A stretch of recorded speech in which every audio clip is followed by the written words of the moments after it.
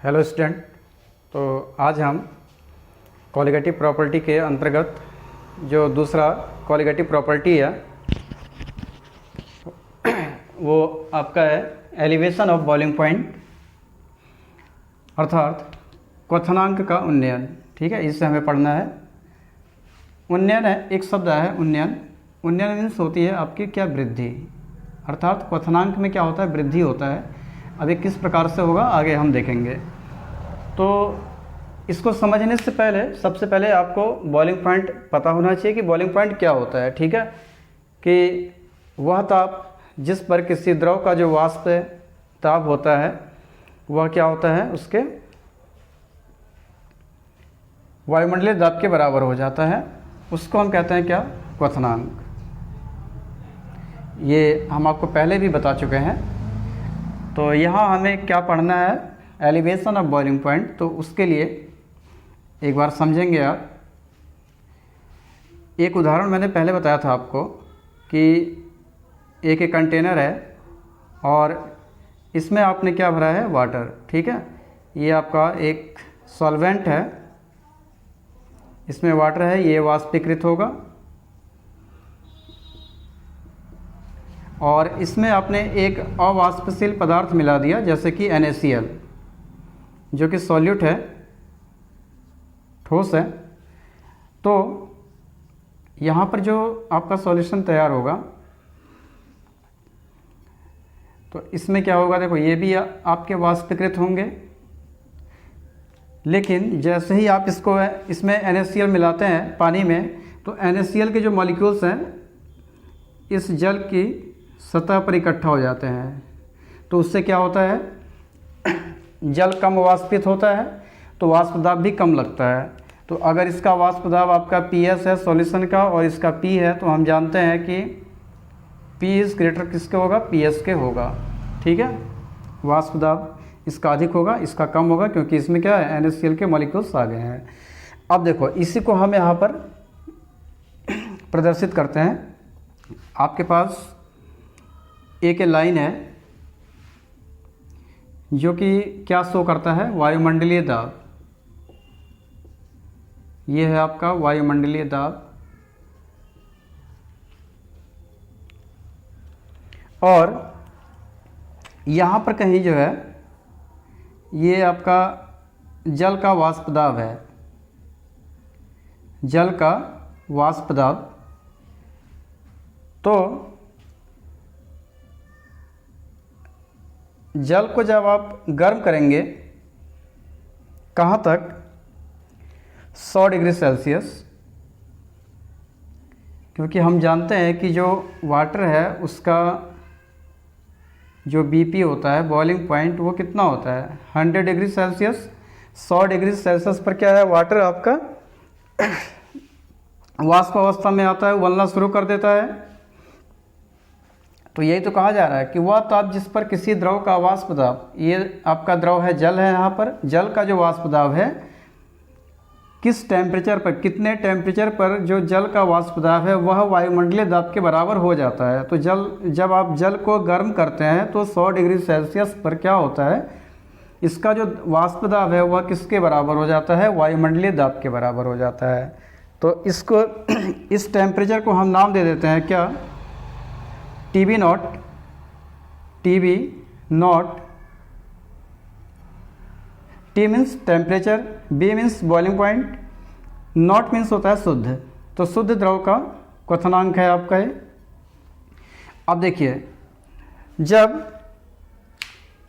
किसी द्रव में अवाष्पशील विलेय पदार्थ के द्वारा जो विलयन होता है, तो विलयन का जो वाष्प दाब होता है वो क्या होता है, कम होता है, वाष्प दाब में कमी आ जाती है। तो वाष्प दाब में अगर कमी आ जा रही है तो हम यहाँ पर मान सकते हैं कि, मान लीजिए यहाँ पर जो है ये क्या है, विलयन का वाष्प दाब है।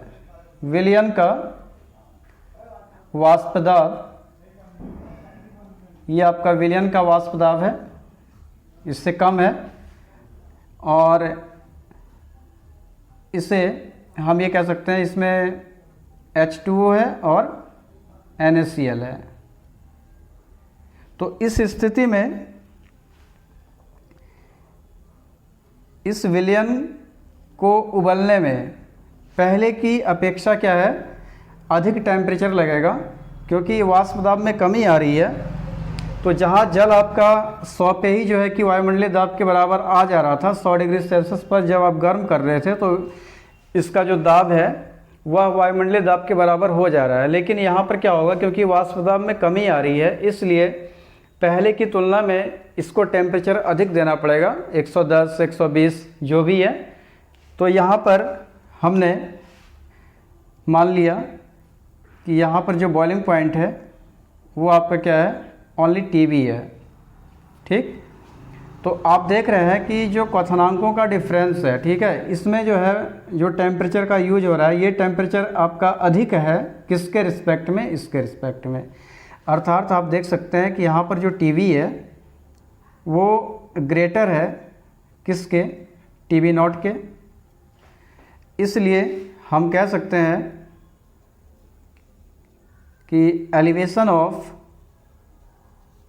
बॉइलिंग पॉइंट क्या होगा,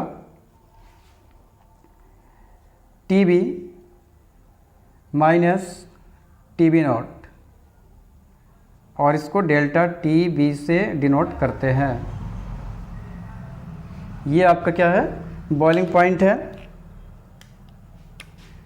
ठीक है, डेल्टा TB बराबर डेल्टा TB बराबर TB minus TB nought. Clear है?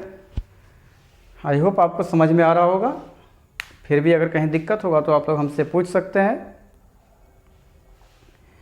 अब इसके बाद देखें,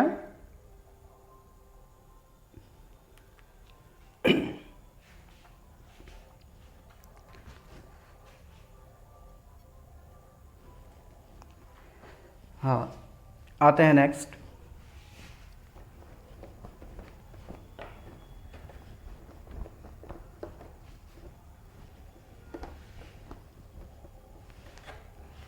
अब जो है एक चीज़ है कि ये जो डेल्टा TB है ये किस पर निर्भर करता है। ठीक, तो देखो क्वथनांक किस पर निर्भर करेगा। अगर जल का वाष्प दाब आपका ये है 100 है और विलयन का वाष्प दाब ये है, तो जितना इसमें विलेय पदार्थ बढ़ाएंगे, मान लीजिए सॉल्यूशन में जल है, जल में आपने नमक की मात्रा और बढ़ा दी। ठीक है, जैसे जैसे आप नमक की मात्रा बढ़ाएंगे वैसे वैसे वाष्प दाब उसका और कम होते जाएगा। ठीक है, कहने का मतलब ये है, ये आपका विलायक है और ये आपका विलेय है। तो हम देख रहे हैं कि विलेय की मात्रा बढ़ाने पर क्वथनांक में अंतर आ रहा है। ठीक है, क्वथनांक इसका क्या होगा, बढ़ते जाएगा क्योंकि वाष्प दाब कम होगा। इसका मतलब विलेय और विलायक में जो रिलेशन होता है, इसमें विलायक और विलेय में जो रिलेशन है, ठीक है, वो किससे प्रदर्शित होता है, आपका मोललता से। तो आप ये कह सकते हो delta TB is directly proportional to किसके होगा, M के। M यहाँ पर मोलैलिटी है आपकी,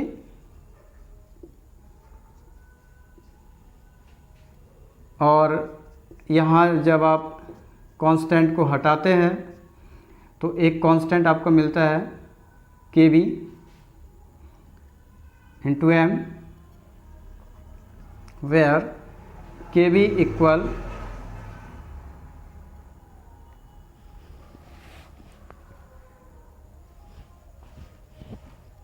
क्वथनांक उन्नयन स्थिरांक, बॉइलिंग पॉइंट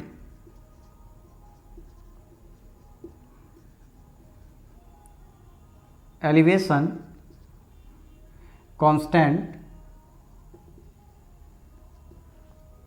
क्वथनांक उन्नयन स्थिरांक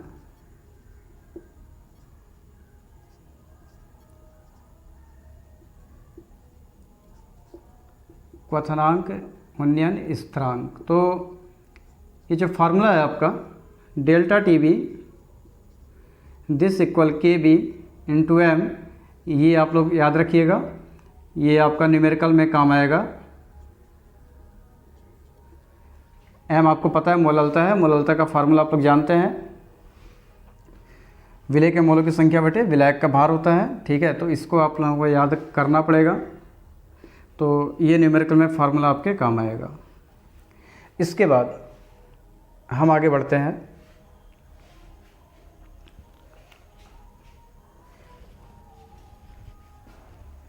ये तो आपका हो गया।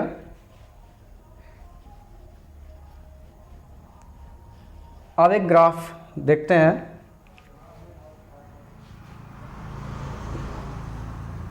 Graph between pressure and temperature.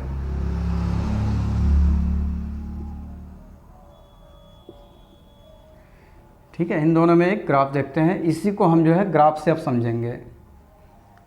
तो हम यहाँ दो अक्ष लेते हैं, x एंड y। x अक्ष पे हम टेम्परेचर ले लेते हैं,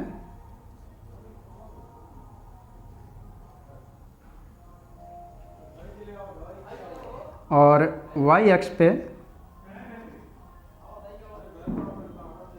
प्रेशर। अब देखें आप, मान लीजिए ये जो लाइन है आपकी, ठीक है, ये शो करता है किसको? वायुमंडलीय दाब को। वायुमंडलीय दाब।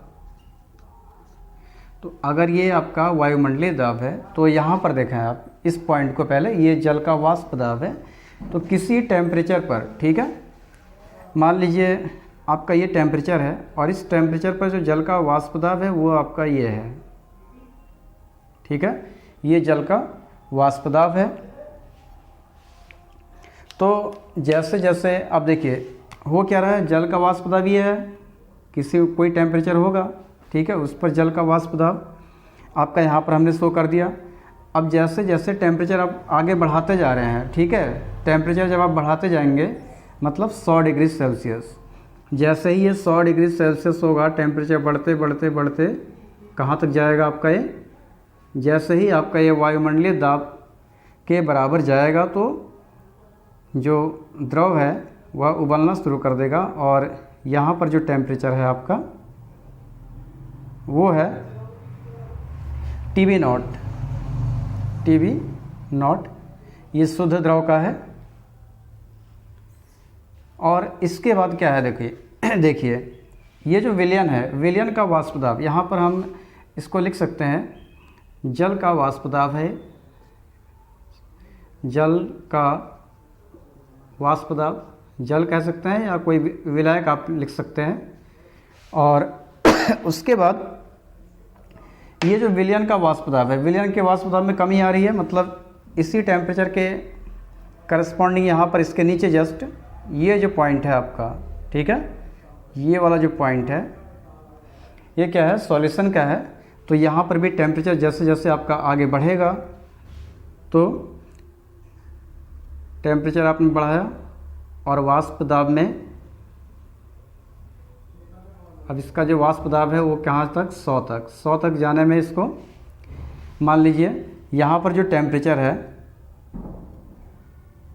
जैसे ये इस टेम्परेचर पर आ रहा है तो विलयन क्या है? उबलना शुरू कर दे रहा है। तो इसके करस्पॉन्डिंग जो टेम्परेचर है उसको आपने TB मान लिया। ठीक है, ये क्या है? सॉल्यूशन का है विलयन। तो यहाँ पर हम लिख सकते हैं ये जो है ये किसके लिए है? विलयन। विलयन का ये क्या है? वाष्प दाब है। विलयन का वाष्प दाब, ये विलयन का वाष्प दाब है, ये जल का वाष्प दाब है। टेम्परेचर आपने बढ़ाया तो हम जानते हैं कि बॉइलिंग पॉइंट के लिए क्या होता है? वायुमंडलीय दाब, जो इसका वाष्प दाब है वह वायुमंडलीय दाब के बराबर होना चाहिए। तो यहाँ पर हम देख पा रहे हैं इस ग्राफ से भी कि यहाँ से जो यहाँ की दूरी है, ठीक है, ये क्या है आपकी TB0 है, और यहाँ से यहाँ की जो डिस्टेंस है TB है। तो यहाँ पर भी हम देख पा रहे हैं कि TB क्या है आपका ग्रेटर है किस से, TB0 से, ठीक है, TB बड़ा है TB0 से। तो ग्राफ से भी आप बता सकते हैं। तो ये आपका क्वथनांक का उन्नयन हो गया।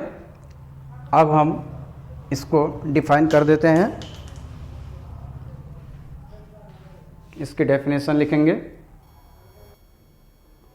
तो अब हम इसको डिफाइन करेंगे, क्वथनांक का उन्नयन। अभी आपको हमने बताया, ठीक है, कि TB is greater than TB0, और इससे पहले हमने आपसे कहा कि डेल्टा जो TB है वो TB माइनस TB0 के बराबर होगा। तो वही चीज़ कहा गया है। TB क्या है आपका, यहाँ पर देखा, ये जो TB है विलयन का क्वथनांक है, और TB0 आपका शुद्ध जो विलायक है, जैसे जल आपने लिया, जल का क्वथनांक है। तो किसी अवाष्पशील विलेय के द्वारा बने विलयन, ये आपका जो विलयन है ये NaCl और H2 के द्वारा बना हुआ है। तो इसका जो क्वथनांक है और शुद्ध विलायक का क्वथनांक, इन दोनों के क्वथनांक के डिफरेंस को ही हम क्या कहते हैं, एलिवेशन ऑफ बॉइलिंग पॉइंट कहते हैं। तो delta TB equal TB minus TB0 आपको मिला। TB0 शुद्ध विलायक का क्वथनांक है, और TB आपका अवाष्पशील विलेय पदार्थ के द्वारा बने विलयन का क्वथनांक। आपको मैंने अभी बताया कि जो एलिवेशन ऑफ बॉइलिंग पॉइंट है वो किस पर डिपेंड करता है, उसकी मोललता पर, ठीक है। तो delta TB is proportional to m होता है, और प्रोपोर्शनल हटाएंगे तो KB आता है। KB आपका क्या है, उन्नयन स्थिरांक, और m की वैल्यू क्या होती है, ठीक है, W/m into 1000 into W/m into W। अभी क्या क्या चीज़ें हैं देखिए, KB आपका एलिवेशन कांस्टेंट हो गया, ये स्मॉल w जो है आपका वेट ऑफ सॉल्यूट हो गया, और ये जो m है आप यहाँ पर जो है, चलिए ठीक है, m आपका मॉलिक्यूलर वेट, ये हो जाएगा मॉलिक्यूलर वेट ऑफ सॉल्यूट, विलेय का अणुभार, और जो कैपिटल W है ये आपका हो जाएगा वेट ऑफ सॉल्वेंट, विलायक का भार, ठीक है। वैसे कहीं कहीं पर आपको ये फार्मूला में आप अपने बुक में देखेंगे तो स्मॉल m दिया गया है, तो मैं इसको ना हो तो आप लोग इसको स्मॉल m ही कर लीजिए।